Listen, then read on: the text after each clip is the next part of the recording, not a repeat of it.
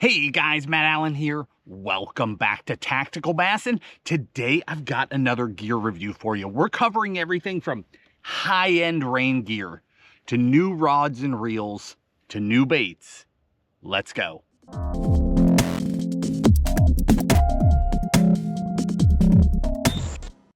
Tim and I love doing these gear reviews. We are natural tackle fanatics, and these gear reviews allow us to spend a lot of time letting our inner tackle junkies run wild. We test and try and experiment with all sorts of new gear, and then we bring the best of it to you. So today, this is the culmination of all of last fall's and all of winter's work. These are the key things that stood out, the best of the best, and today we're covering them in the first gear review of 2025. Now, there are less products, less items in this review than a typical review, and the reason is that each one of these things has a key story to tell.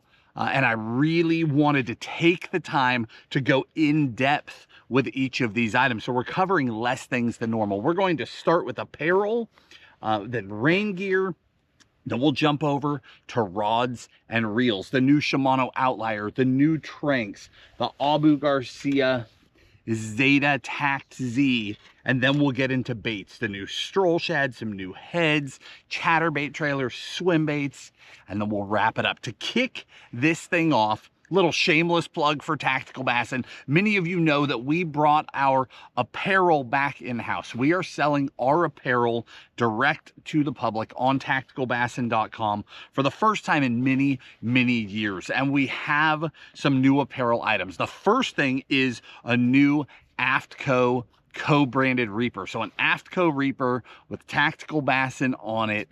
That thing is amazing. The Reaper is, in my opinion, the best hoodie ever made for bass fishing. I didn't bring one out on the boat today, but the Reaper has that inner mask that you can pull up for a cold morning run.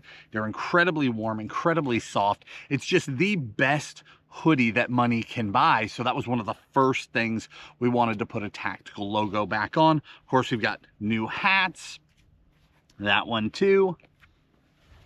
This hoodie, which is more of a budget-friendly option. New beanie, which is fleece lined. We are not messing around. We have put out some of the best stuff that we could, things that we have fallen in love with, that we wanted to wear, we wanted to make available to you as well. All of that is on tacticalbassin.com. We'll link direct to it in the video description. Just like any gear review that we do, every single item will be linked in the video description. Those links will take you straight to Tackle Warehouse, where you can see, the details on the item, pricing, availability, the colors. We'll give you, with baits, we'll give you our favorite colors. With rods, we'll give you our favorite uses for each rod. Reels, we'll give you our favorite reel speeds. All of that information is in the video description. There's more there than there is in the video itself. Now, with that, let's kick off the first product. This is the Aftco Fortress rain gear. These are the bibs. And then here is the jacket. Okay, we have been getting requests all winter to talk about rain gear. The reason that we haven't done that this year is that we were waiting to really put the Fortress suit through the paces. This is a very high-end suit, very high-end. The nicest, most high-end, most refined suit that Aftco has ever put out. Now, that is not for everybody. As many of you know, in the back of my boat, in fact, I'll grab them, hang right there.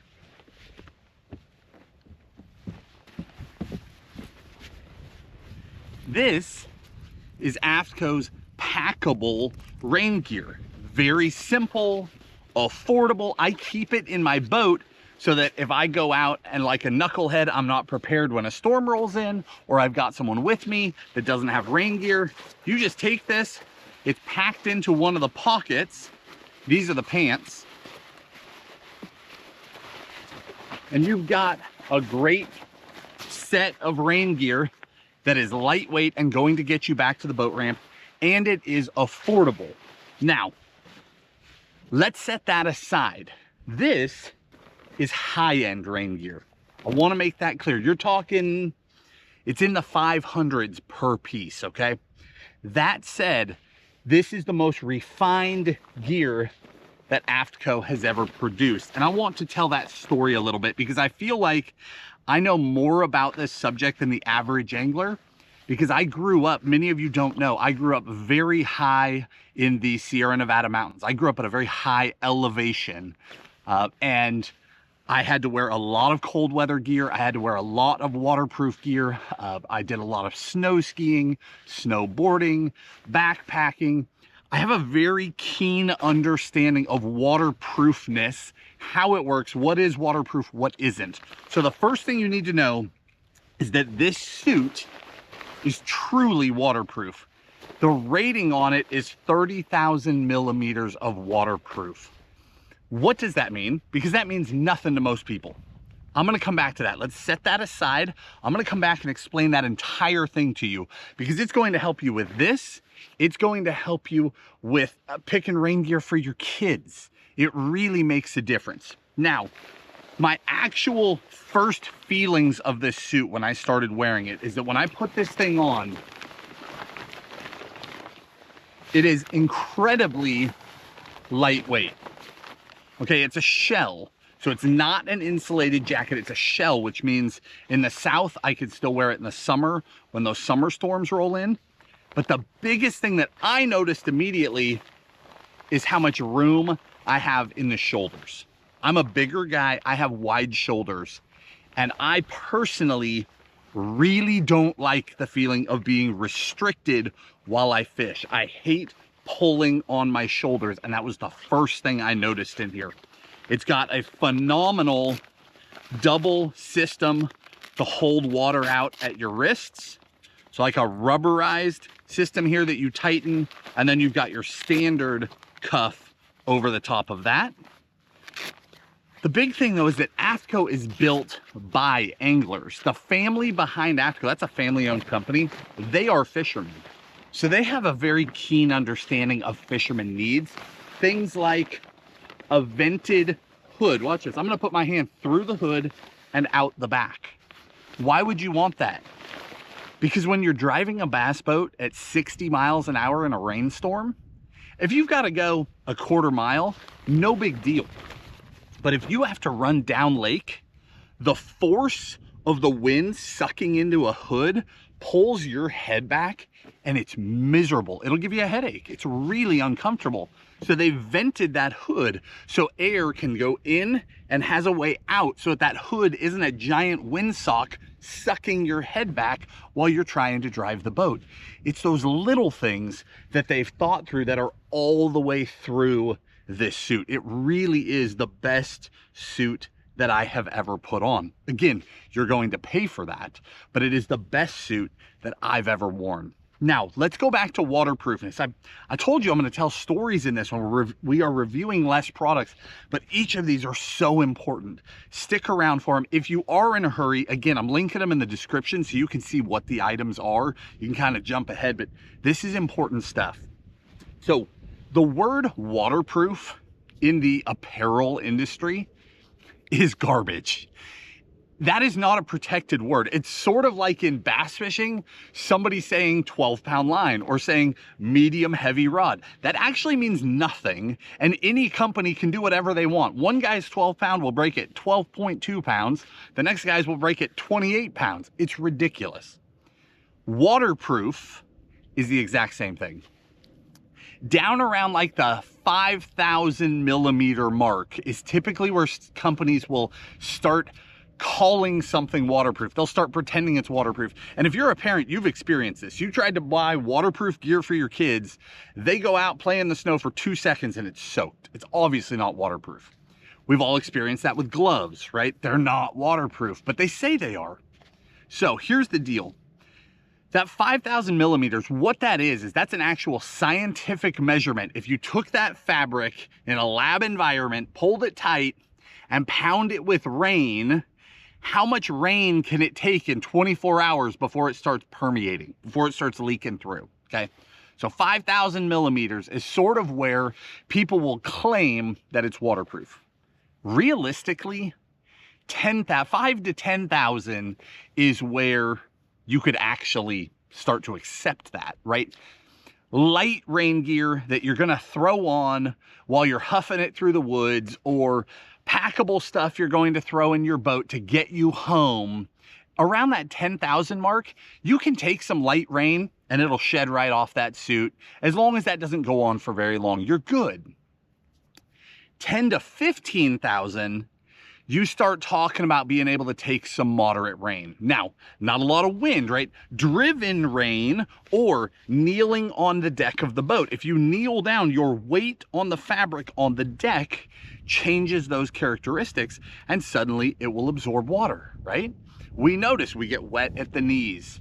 You'll get wet at the crotch because it puddles when you're driving the boat. You get wet on seams, places that are pulled tight, your elbows, because there's more pressure there. You get into that 10 to 15,000, you could take more of that moderate rain. You get in the 15 to 20,000, you're talking waterproof now. Now you're talking gear that can take a pretty good beating. It can take moderate rain, it can take pretty good wind, and you're gonna stay pretty dry. Once you hit the 20,000 mark, 20,000 and above is considered like extreme waterproofness, meaning you can take heavy downpour, you can take sustained heavy rain, you can take sustained heavy wind, heavy snow, and it will not permeate. Okay, 20,000 and up is sort of where that becomes a thing. Gore-Tex, if you're curious, Gore-Tex is 28,000. Gore-Tex is fantastic. If you keep it clean, it's really good. This stuff is 30,000. It is no joke. That's what it boils down to. If you need to stay dry and you want to be lightweight, you don't want to be restricted, that's the best suit I found. But again, you will pay for that. Now, the other part of waterproofness is breathability. The number one way to be totally waterproof is PVC, right? So like a plastic rain jacket. The problem with that is that they don't let any moisture out. They stop all moisture from coming in, but they don't let moisture out. So you end up with your own sweat creating moisture inside of that stuff. So breathability is part of it. These have 7,000 millimeters of breathability, meaning a lot of moisture can wick back out of the material. How that is done, how you can let it one way but not the other, is like a whole nother lesson. It's its own video. We're not going to do it today, but it's a real thing. So these are able to breathe, meaning you wear them in summertime, your sweat can escape while maintaining total waterproofness the other way. At the end of the day, this is a phenomenal suit that I am so pumped. After putting it through the paces, I've been so impressed with that thing. All right, so ends apparel. Now we are shifting gears to some unbelievable rods and reels.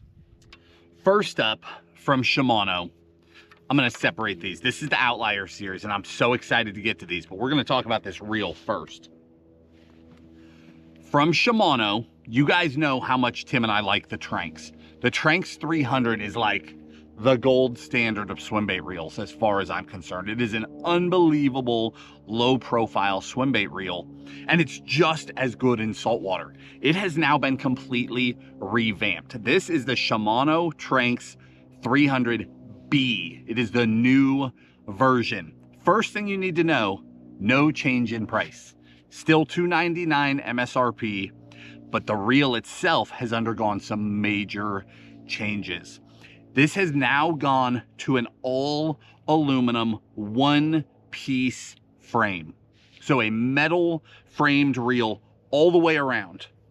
That is for rigidity and strength.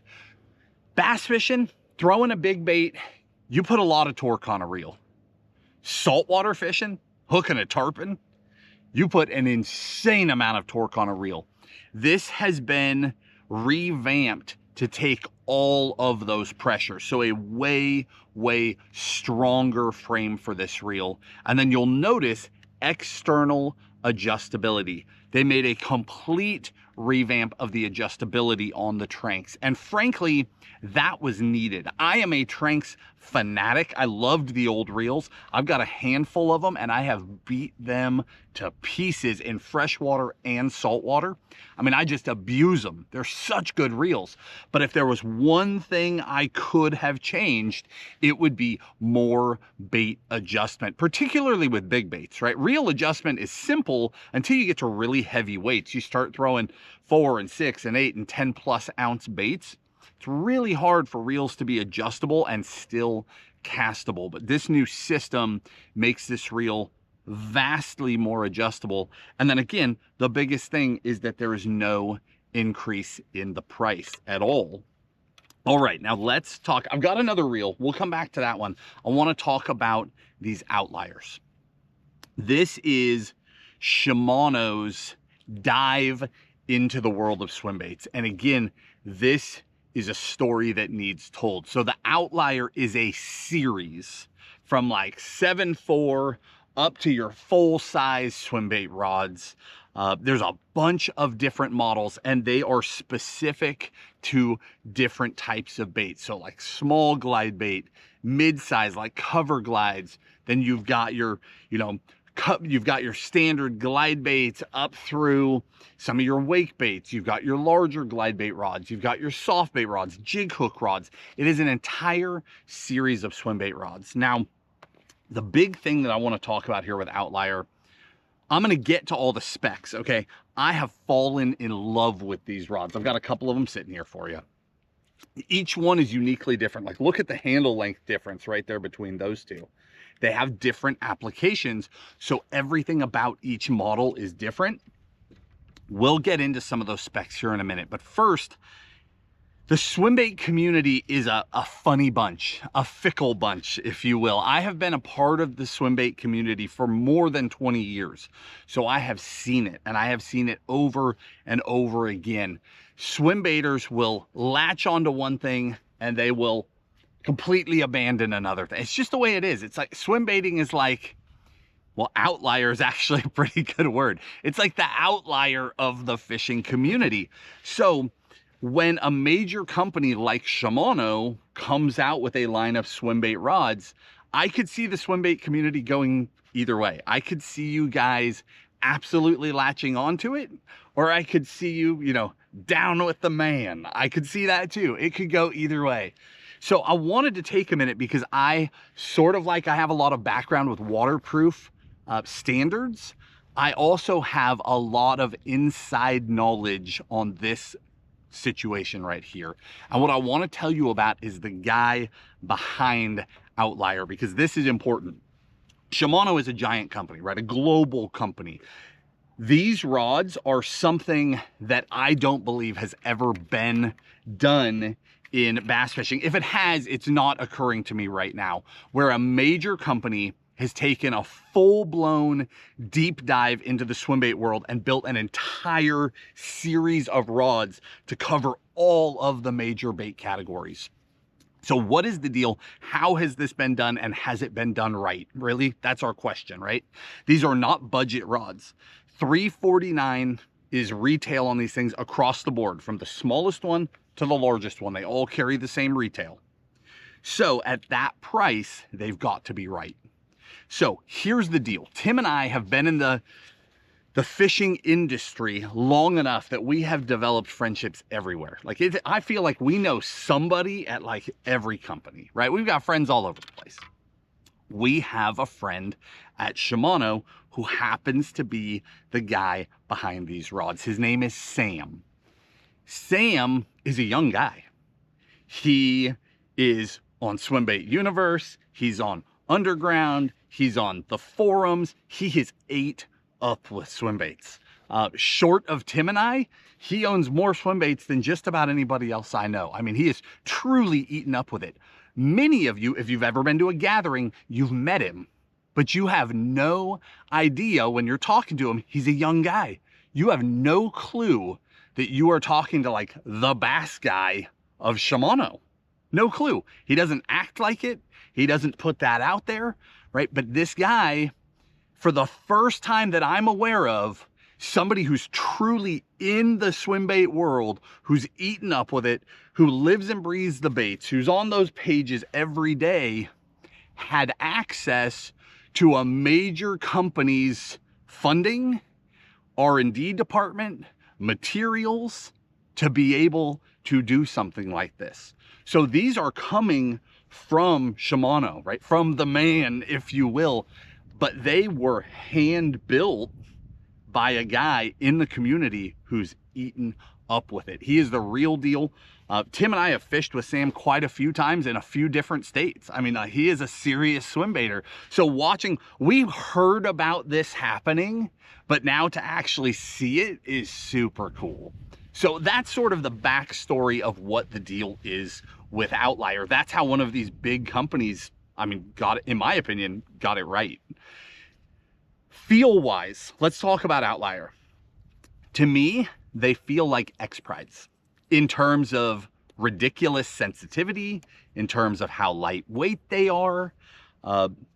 Fuji SIC double-footed guides all the way up. So double-footed guides are much more rigid. They're stronger. You've got a better connection to the blank. They can just take a beating. I feel like they're really superior to single-footed guides in a lot of swim bait applications. Within Shimano's technologies, there's Spiral X and there's High Power X in these blanks. Those are materials that are wrapped on the blanks. Just to keep it simple, okay? Why they matter to you is that one of them really helps with your castability. Meaning that when you load up a big bait and you launch it, the blank won't twist. It keeps the blank rigid, it keeps it straight. A lot of rods you would never know when you seriously load them up, either on a monster cast or completely underload on a fish. I've pulled frames out of old videos from the old days that Tim and I have done where I'm loaded up on a giant, and my blank, as you go down my guides, they turn upside down, and the tip-top guide is on the wrong side of the rod loaded up on a double digit. Rods twist under load.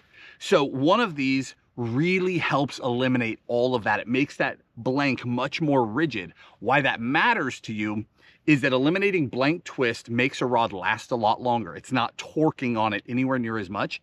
It also makes your cast much more accurate. So in my mind, the first place I think is I fish a lot of docks. And when I'm trying to pitch glides around, like soft baits, I just skip them. It's all good. But when I'm trying to pitch glides around docks and I'm trying not to shatter them, that is a huge deal. The other one is about creating rigidity in the lower section of the rod and giving you a lot more power under load, i.e. the horsepower you need when you smash a hook set to just turn that winch on and just start grinding that fish to the boat. It just gives you a lot more power. The one other thing about these rods, I mean, the rest of it you can see, right? You can see your handle materials, but the big thing is that they are two-piece blanks. Now, not two-piece blanks up here. This is a JDM thing. Most JDM rods are built this way.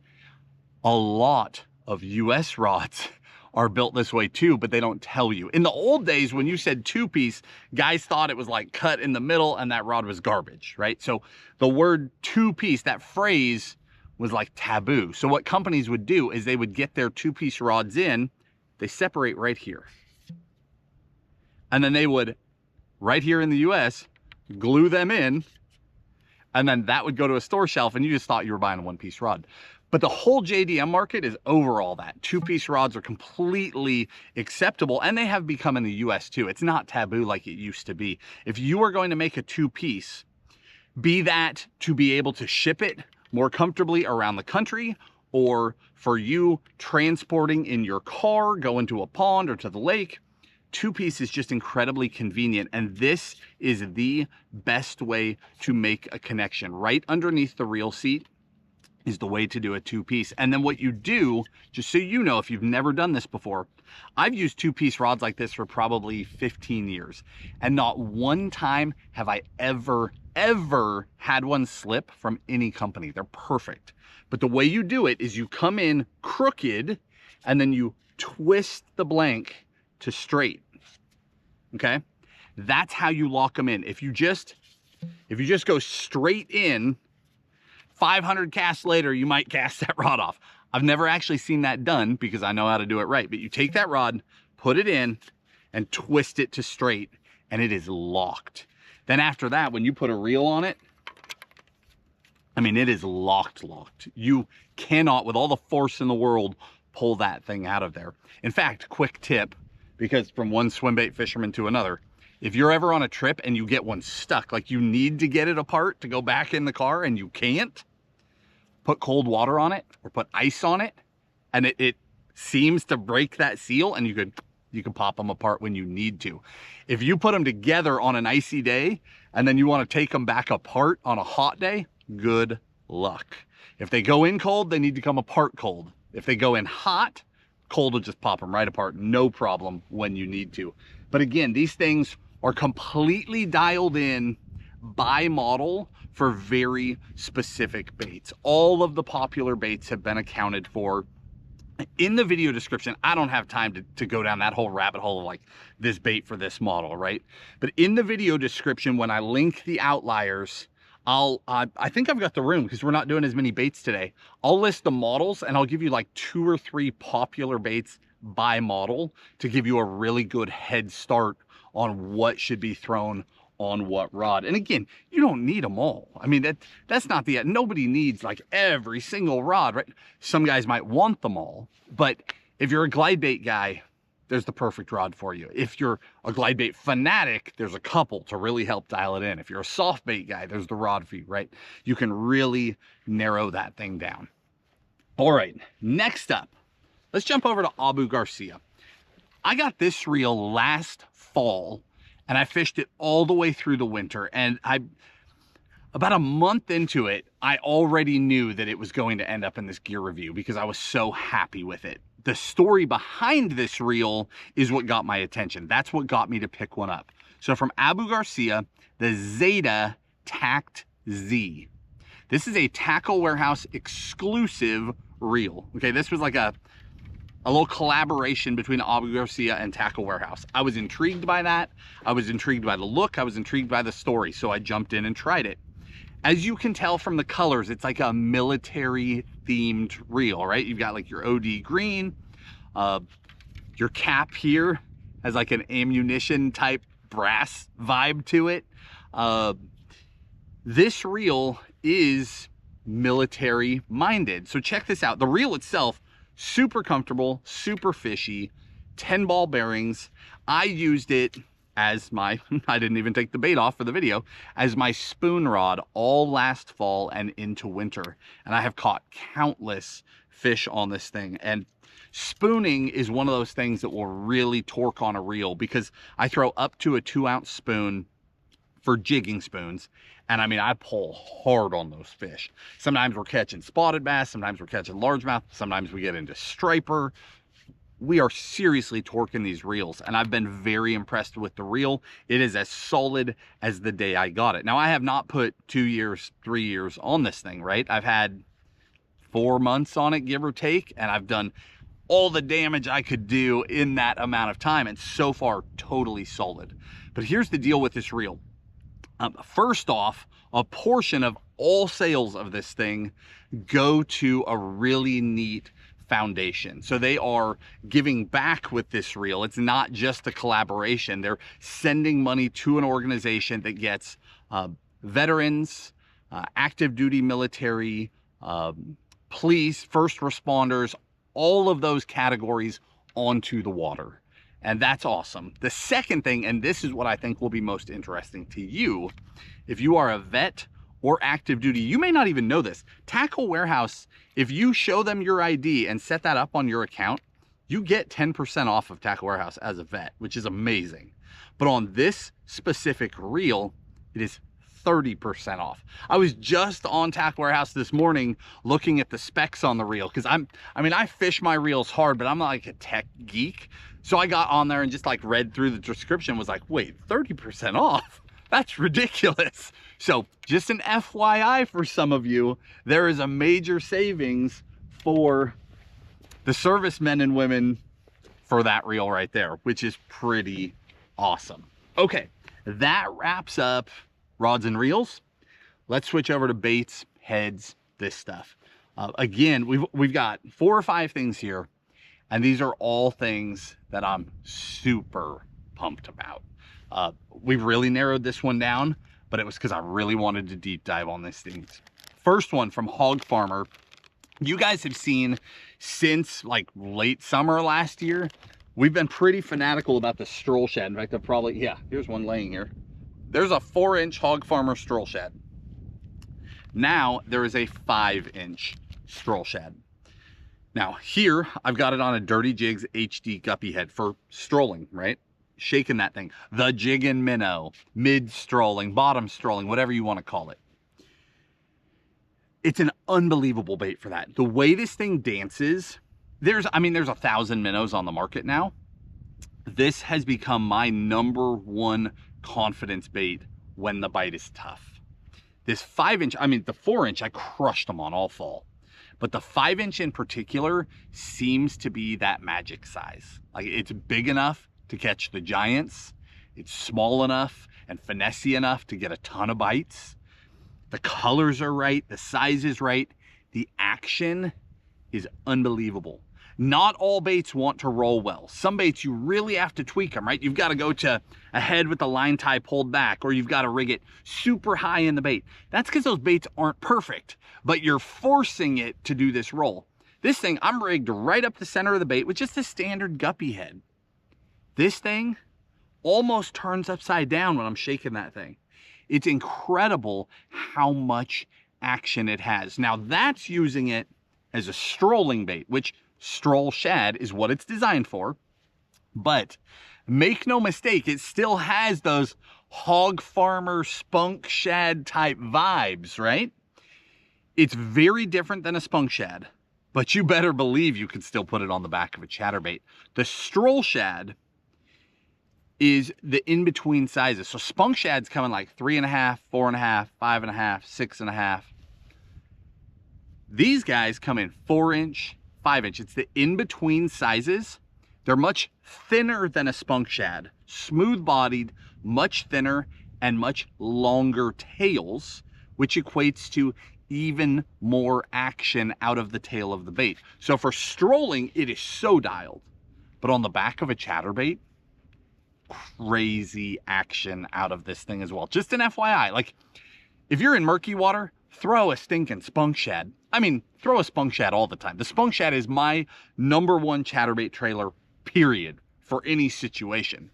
That said, I have noticed already that the Stroll Shad in clear water, I'm seeing even more action, very refined colors, really good color matches to different colored chatterbaits, and even more action out of that tail when I'm bumping and popping and working that chatterbait, not just straight retrieving it. So very different bait than the spunk shad. These are not just a bait with 2 names. Night and day different applications in terms of a chatterbait trailer and a strolling bait, but there's still, you can take that strolling bait and get some crossover out of it and get a finessey chatterbait trailer as well. That 5-inch Stroll Shad is, for me, probably the bait that I am most amped up about and excited about and keep on my deck most often right now. I just seem to get big bites on it everywhere that I go.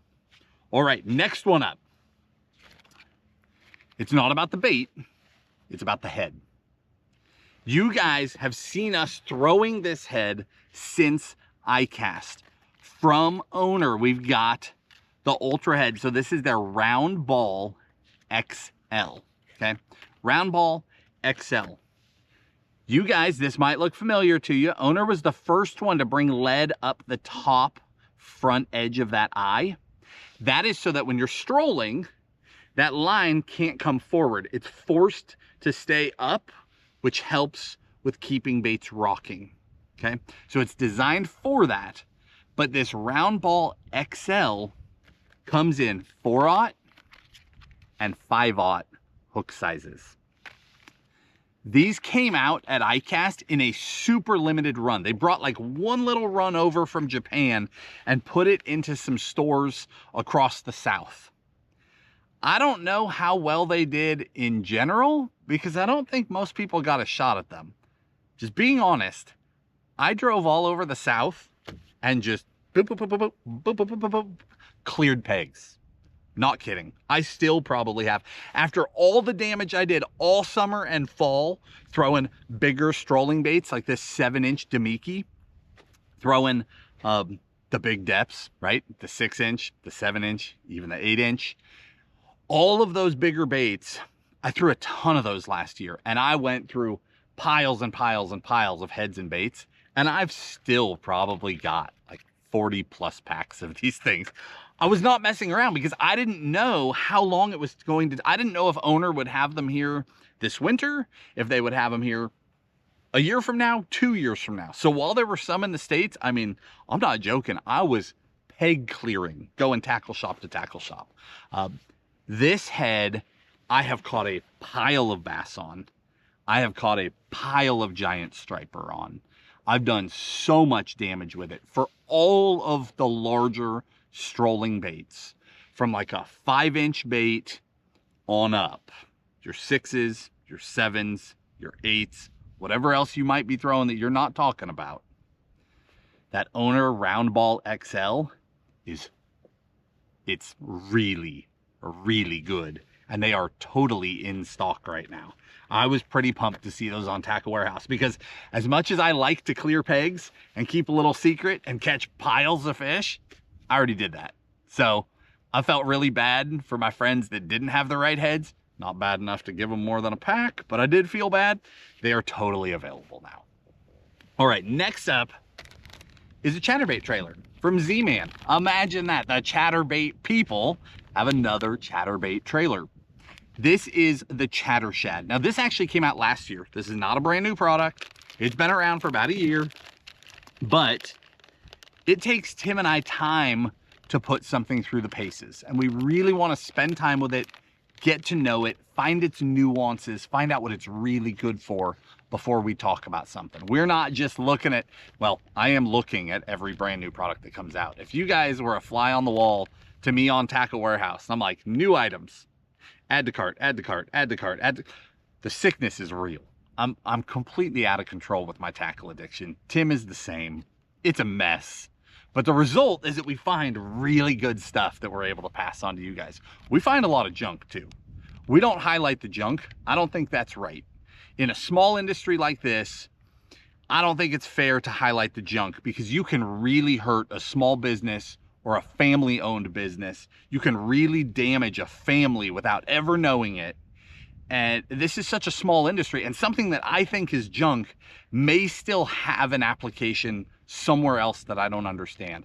That's a major part of why you never see Tim or I bash on a product ever, even if we don't like it. We just go silent.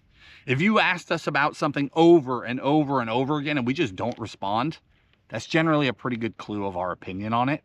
But we're never going to come out and just outright do that, because I don't think that's right. People, you know, small families on up have a right to do business. And unless they're out there hurting somebody, I like to believe that there's an application for most things. But what we're looking for is the gems that work everywhere, right? And those are the things that we highlight and we talk about. So the Chatter Shad is a really cool chatterbait trailer. You guys know that the Spunk Shad, the pintail type trailer, is my personal favorite. Flat out. The reason why is because I'm so aggressive with my chatterbaits. I don't just straight wind a lot of the time. I like to pop them, bump them, work them. But there are days where I'll have somebody on the boat with me and they kick my teeth in just winding. There are days where that steadier retrieve is the ticket. That more subtle approach is the ticket. And this Chatter Shad, first off, it's made by Z-Man, which means it's a Lastec, so everything is super stretchy, right? You can use one all day long, countless fish. You're not going to destroy it. You'll notice it has a segmented body, so all these little joints that want to wiggle, and then it's got that flat tail, like the complete opposite of a pintail. The result is that it's actually got a really subtle, really natural swim. It's like the opposite end of the spectrum from a Spunk Shad. And there is a time and a place for different actions. There's days where I throw a craw with big claws on it on the back of a chatterbait. You guys know in our previous underwater chatterbait trailer videos where we compare all these different things, we're looking for the best bait by category, right? It's not just a single best bait. I have a personal favorite, but I have a favorite in each category as well, because there's a time and a place for all those things. When I'm looking for a natural profile, I want to slow that chatterbait down and just slow roll it. Colder water, lethargic fish, crystal clear water where they seem to be coming up and tracking it. That natural appearance is a really important thing. And this thing has this just awesome tail kick back there that's not exaggerated. It's not overbearing. It actually looks like a bait fish, and your colors pair up perfectly to your Z-Man chatterbaits as well. This is electric shad, which is arguably the best bass fishing color ever made outside of green pumpkin. It is just so fishy, but just a really, really neat trailer that I think can benefit a lot of people as we head into spring. Last but not least, one more. We're wrapping it up with this one from Yamamoto. We've got the shad-shaped swimmer. The shad-shaped worm is a core bait for Yamamoto, right? But they've taken that same profile and added a paddle tail. They've turned it into a swim bait. And that is a really cool bait. So slim profile, paper thin tail section, and a relatively small paddle. Now, why did this stand out? Why did this find its way into a video? A couple of reasons. I think that the sun popped out all of a sudden. I think that the subtle swim bait category is very underserved. There are a lot of big exaggerated tail kicking baits like a Zata, and I think a lot of companies, when the Zata blew up, kind of went after that market. So there's a lot of exaggerated baits. But at the other end of the spectrum, you know, Zata Easy Shiner, very subtle. There are very few baits in that category in comparison. That's a very important category in colder water, in clearer water, subtle situations. Those thin section tails, smaller boots that will just give you a nice tail roll instead of a big exaggerated kick, catch way more fish in colder water situations. Yamamoto pours their plastics incredibly soft. We all know Yamamoto colors, right? Like, what are we, green shad here? Is that what they call it? Green gizzard? Natural shad, one of the baddest Yamamoto colors of all time. Let me pull one out. So you're getting familiar Yamamoto colors. It doesn't get more natural and subtle than natural shad. That is like the most subtle color ever, but you're getting that Yamamoto soft pour as well. So like the Yamamoto 5-inch double tail grub, my favorite thing to put on the back of a jig in winter, because it's softer than all the other double tail grubs. It will kick in colder water. It will maintain action in colder water because of how soft the material is and how much salt is in it. Same thing here. These baits will kick incredibly slow, incredibly subtle in the coldest of water. And while that is a niche category, it is an important category. If you are in the northern half of the country, that's going to be important to you all the way through May at least. And in some places, bass just prefer subtle year-round.